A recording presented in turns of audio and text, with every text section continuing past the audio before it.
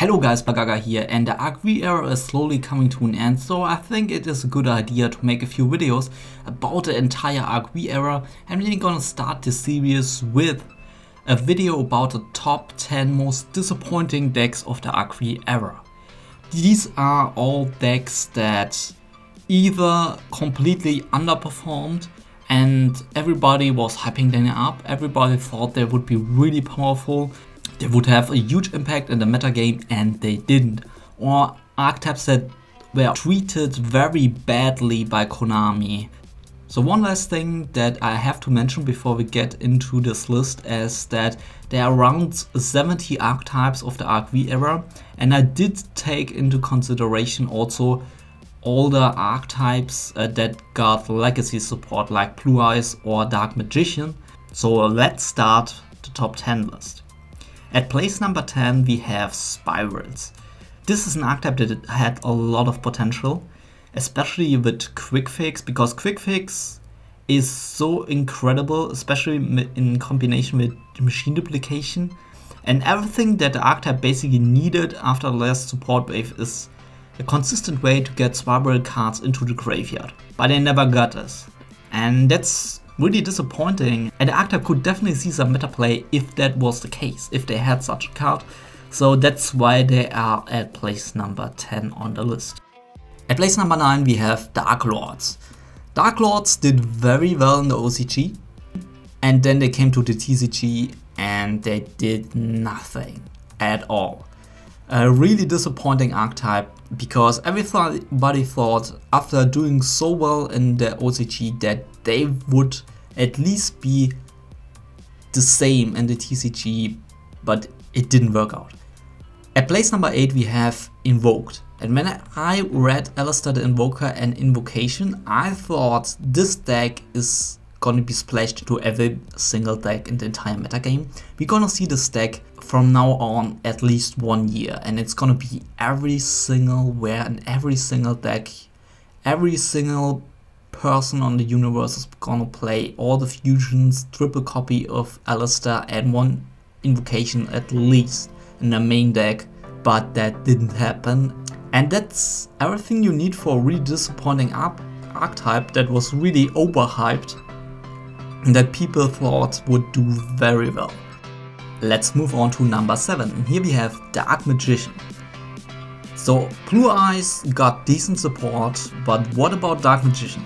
I really thought that Dark Magician would be one of the most overpowered archetypes Konami would ever make, because how cool would it have been if you would see Dark Magician vs Blue Eyes at the World Championship Finals, or at least we would see Dark Magicians at a YCS in the top cut, and everybody would say I'm starting to play Yu-Gi-Oh because Dark Magician, my favorite archetype back in the day, is now meta, and I start playing the game. If you think about it, it's so unusual that Konami didn't make Dark Magician as good as they possibly could. I wouldn't even call it disappointing, it's kind of underwhelming what they did with the deck, and it's kind of weird. Like, everybody expected that Dark Magician would do better, and that Konami would support Dark Magician kind of like they do with Black Wings. They would give the deck insane amount of support then. But again, they just didn't. So that's why it's on number 7 on the list. Moving on to number 6 we have Subterrors. Kinda like Burning Abyss or Cosmo, everybody thought when the first support wave came that Subterrors would be the next best meta deck. It would be really powerful. And then the next support wave came in Invasion Vengeance and was okay. And then the Raging Tempest support wave came. And I think that's the time where everybody realized that Subterrors wouldn't do anything or wouldn't do a lot in the metagame. Which is really sad, because I like the deck. I really like the deck. I played it on multiple tournaments, and it definitely isn't a bad deck at all. Like, a lot of people think that Subterrors are the worst deck ever, but in the end, it's so close to being good. It's so incredibly close to being playable as a meta deck, but it didn't. And It's again kind of sad, kind of like Invoked. Zapterras has a huge potential. Everything with the core is there to build a good deck, but somehow they just decided to not do it. Half of the list done, now we come to the really disappointing archetypes. And number 5, we probably have the most overhyped archetype of the last few years, and that are the Ignites. Ignites, so many YouTubers made videos about Ignites being the most broken deck ever, that gonna break the entire metagame. There were several ridiculous combos which didn't work in the end because of several rulings, and yeah.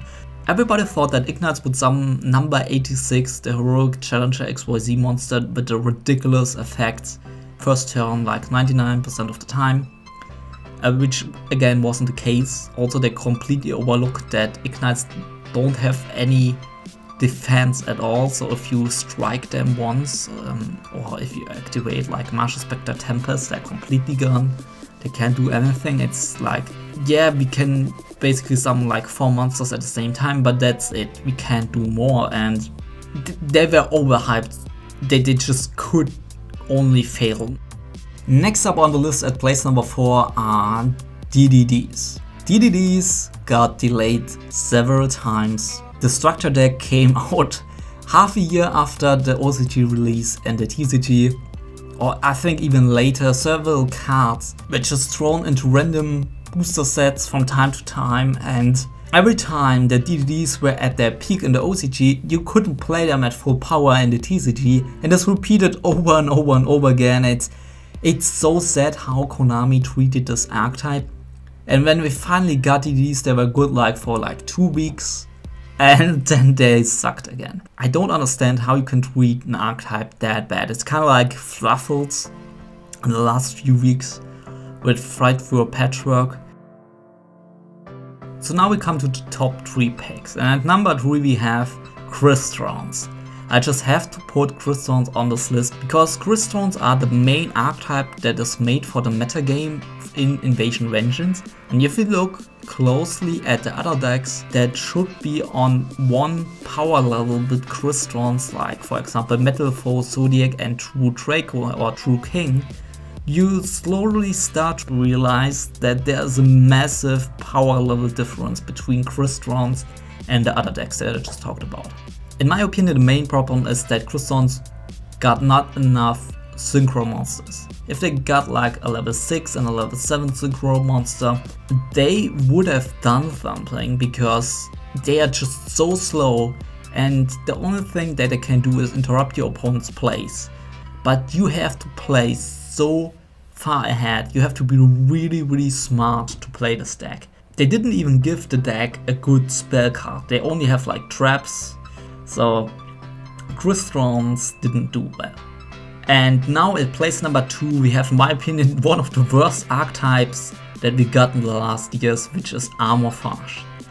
When I first read this archetype and the Pendulum monsters, I thought this was one of the most overpowered archetypes ever designed. This is gonna be the most cancerous deck ever, and you basically cannot do anything against the entire deck. You just normal summon or set your monsters and you pass.